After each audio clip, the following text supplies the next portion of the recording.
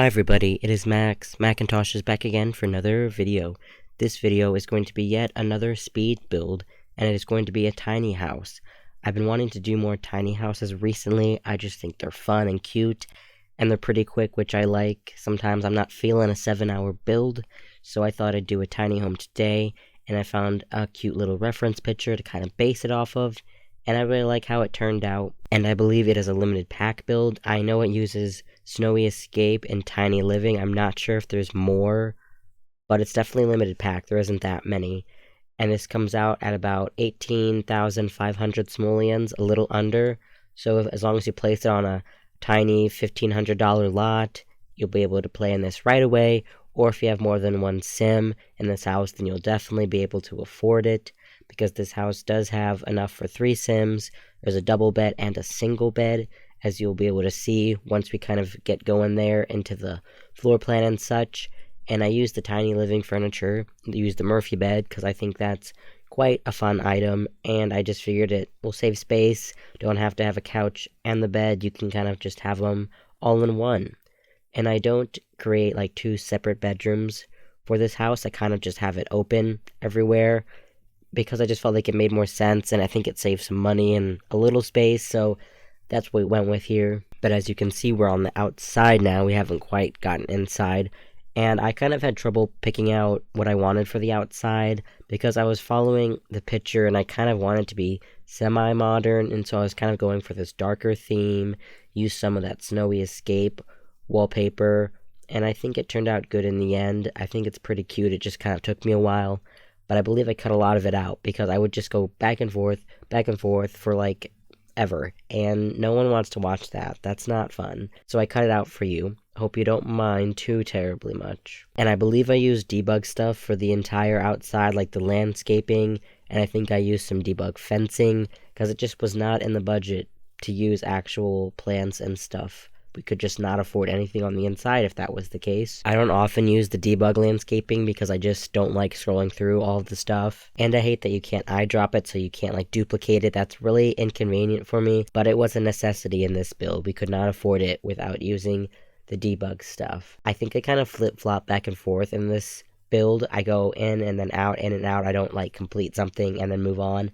That's my big struggle recently. I can't complete a room or the outside before moving on to the next thing. I kind of jump around a lot, and I don't know why. I can't stop. I used a lot of Snowy Escape stuff, I think, in here. Like, I used the Snowy Escape shower in the bathroom, because it was the cheapest one, I believe, and then I used Snowy Escape counters. The counters are pretty cheap, which I really liked, because I don't like to use those base game ones. The cheapest ones are those, because I just think they're really ugly, but the Snowy Escape ones were pretty cheap as well, so I just went for it, took the little added expense. And I really wanted the sink centered under the window, so I have like 2 of those like end pieces on either side of the sink, and then in the island they also have those, so I think I exchanged one of them for a full counter so you can actually use this kitchen. I made sure to play test it so it all works fine and dandy. I wasn't sure if stuff was going to work out, so I definitely made sure to play test it, and everything does. You can use the bar, the kitchen, the bed, all that. It was kind of hard picking a color scheme when I was doing this. The Snowy Escape counters change colors a few times. I think in the end they end up being like a black and a really dark orangey wood. I was just trying to get stuff that matched with like the beds and stuff, but it was kind of hard to do that. The tiny living stuff doesn't have the same shade as the Snowy Escape stuff that I was going for, but I guess it's close enough in the end. Who really cares? It's the thought that counts. At least I say so. Oh, now that I'm seeing this, those dividers that I used behind the TV there, and I used one in the kitchen as well. I believe that is from Dine Out, but that's the only object from Dine Out that I used, if I remember correctly. So it does have that, but I feel like the divider really made it look even better, and so I didn't want to cut it out, but I feel bad using it just for that one item. Hopefully everyone has Dine Out, or they don't care about the divider. But yeah, I think that's it. Snowy Escape, Tiny Living, and Dine Out. I am determined to keep it to limited packs, so I won't use too many, but I figured having a third one just for one item, that's not the end of the world. And it's mostly decoration anyway, so I mean, it doesn't really matter if you don't have Dine Out. But yes, anyways, we're here in the bathroom. You'll be able to see that with the shower, I kind of decided that I wanted to make it more like fancy, so I added a wall with a window to kind of make like a glass shower sort of thing.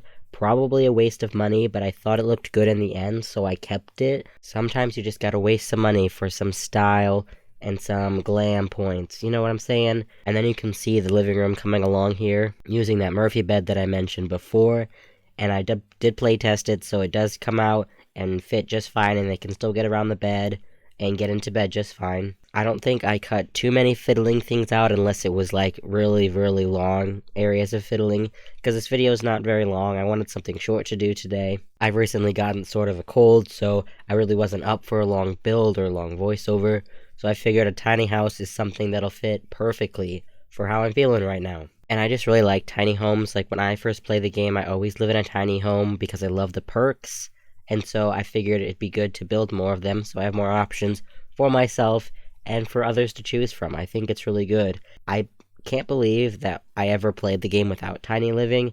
Like, I use it so much for all of my new saves. Like, when you have no money, tiny living's perfect because you get bill reduction, you get skills faster, so you can get your paint skill up and get some money from painting, because that's always a good go-to to gain money. And it's just great. If you don't have tiny living, you should get it, or definitely consider it strongly. When it's on sale, it's like a definite buy. Like, it's so good. I love tiny living. One of my favorite packs. Now you can see the landscaping come along here a little bit. You can see all this debug landscaping that I'm doing and the debug fence that I used.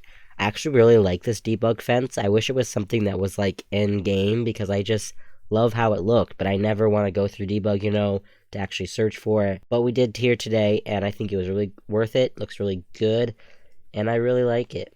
And I think it does end up looking pretty good for the debug landscaping. Sometimes I feel like I'm worse at landscaping when it's debug, but I quite like how it turned out here. I think it looked pretty full and nice for this tiny cottage type thing we're going for. Okay, it's probably not a cottage, but like, it's a tiny house. To me, I see a tiny house, I always immediately think cottage, and I don't know why, because that's like a certain style of a house, so like, not every tiny house is going to be cottage style.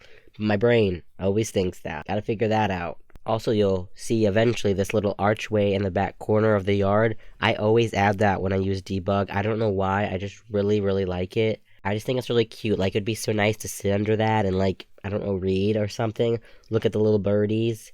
And I put that little table in the back yard as well. It's not going to be usable because it's from debug, but I figured it added a little more dimension to the backyard. So when you get enough money, you can buy an actual proper patio table, and then you'll be good to go. Of course, we got to add some terrain paint around the plants here, because terrain paint really makes or breaks your landscaping. It makes it just look more real and lived in. And terrain paint is just awesome, and it's free, which I love that. It can also help you make a patio, like I did here in the backyard. I also would have liked to put a grill, but it was also not in the budget. So if I got more money and I played in this house, I would definitely buy a grill along with that patio table. I think that would be really good and nice. But I think we're coming up to the end of the video now. Thank you so much for watching. I hope you enjoyed.